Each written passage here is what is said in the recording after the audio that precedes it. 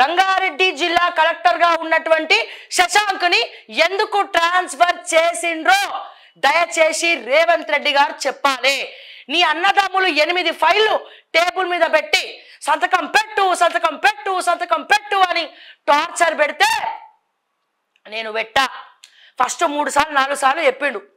5వ సారి కూడా ప్రెషర్ పెడితే ప్లీజ్ దయచేసి నన్ను ఇబ్బంది పెట్టద్దు అని చెప్పి యూపీఎస్సీలో కంప్లైంట్ ఇస్తా అన్నాక ఇక ఈయనుంటే మన పప్పులు ఉడికేటట్టు లేవని చెప్పి శశాంక్ లాంటి స్ట్రిక్ట్ ఐఏఎస్ ఆఫీసర్లను ట్రాన్స్ఫర్ చేసి పడేసింది కూడా మీరే మీరే మీరే రేవంత్ రెడ్డి గారు అని చెప్పి ధైర్యంగా చెప్తున్నా. దమ్ము ఉంటే ఎంక్వైరీ చేయి, ఒప్పుకో తప్పొప్పుకో.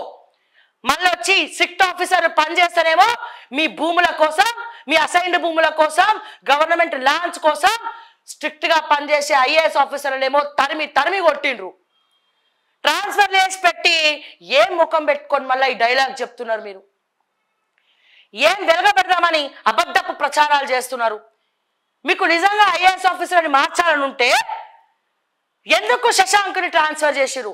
ఇంకా ఇట్లాంటి పేర్లు మస్తు నేను ఎక్కడెక్కడ ఎవరెవరిని ఏ ఐఏఎస్ ఆఫీసర్ని లూప్ లైన్లో వేసిర్రో వాళ్ళ పేర్లు అన్నీ కూడా తీసుకుంటా నేను. నీ అన్నదమ్ముల వల్ల ఏ ట్రాన్స్ఫర్లు జరుగుతున్నాయో వాళ్ళ పేర్లు డేటా మొత్తం నా దగ్గర ఉంది, చెప్తా. అర్థమైందా? రమ్మని ఎవడొస్తాడు, రమ్మని తీసుకుపోయి బొక్కలేమని. నన్ను ఎక్కడెక్కడ ఏమేమి దాచినా కూడా ఎవరికి తెలియదు. అర్థమైందా? మళ్ళీ మాట్లాడుతుండండి సుధపూస మాటలు సారు మా రేవంత్ అన్న. ఒక్కదానికి ఆన్సర్ చెప్పు. రోహిన్ రెడ్డి ఫోర్జరీ సంతకాలు పెట్టి మొత్తం ఫైల్ జ్యుడిషియరీ ఫైల్ అనే తారుమారు చేస్తుంటే మీకేం తెలుస్తలేదా రేవంత్ రెడ్డి గారు? మీకేం తెలుస్తలేదా?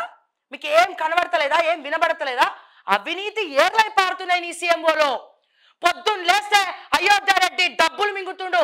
ఇడ్లీ బదులు డబ్బులే, దోశ బదులు డబ్బులే, దోశల బదులు డబ్బులే, ఇడ్లీల బదులు డబ్బులే, ఇంకేమంటారు లంచ్ బదులు డబ్బులే, ఆ చికెన్ నాన్ వెజ్ బదులు డబ్బులే, డబ్బు డబ్బు డబ్బు డబ్బు డబ్బు. ఏమైంది? జయలలిత గారి ఆస్తులు ఎక్కడ బయటపడ్డాయి? మొన్న జప్తు చేసినటువంటి ఆస్తులు 1000 కోట్లకు పైగా వాల్యూ పెరిగితే 250 జతల చొప్పులు, వజ్ర వైడూర్యాలు. ఏమైంది? జయలలిత ఎంబడి పట్టుకపోయిందా?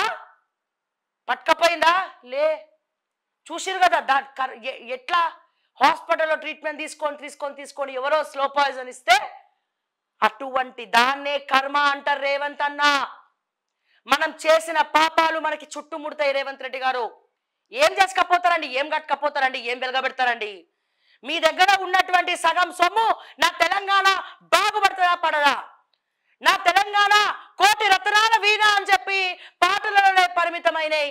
ఆ కోటి రత్నాలను మొత్తం మీరందరూ బందిపోట్ల ముఠాలాగా పడి మెక్కుతుంటే ఎవడు పడితే వాడొచ్చి తెలంగాణలో పాగా వేసి తెలంగాణ సొత్తును, తెలంగాణ బంగారాన్ని, తెలంగాణ అస్తిత్వాన్ని కొల్లగొడతా ఉంటే మీలాంటి దొంగలు, గజ దొంగలు, 82 క్రిమినల్ కేసులు ఉన్నటువంటి ముఖ్యమంత్రులు తెలంగాణ రాజ్యాన్ని వెళ్తా ఉంటే నీ 8 మంది అన్నదమ్ములు అష్ట దిక్పాలకుల్లా అవినీతి చేస్తా ఉంటే మీ మంత్రులందరూ కూడా అవినీతి చేసుకొని కమిషన్లకు కేర్ ఆఫ్ అడ్రస్ గా తింటా ఉంటే ఒక్కరంటే ఒక్క మంత్రి కూడా నీ మాట వినకుంటే ఇది చాతగాని పాలన కాకపోతే, అవినీతి పాలన కాకపోతే, కుక్కలు చింపినటువంటి విస్తరి కాకపోతే ఇంకేంటి రేవంత్ రెడ్డి గారు అని చెప్పి నేను అడుగుతా ఉన్నా.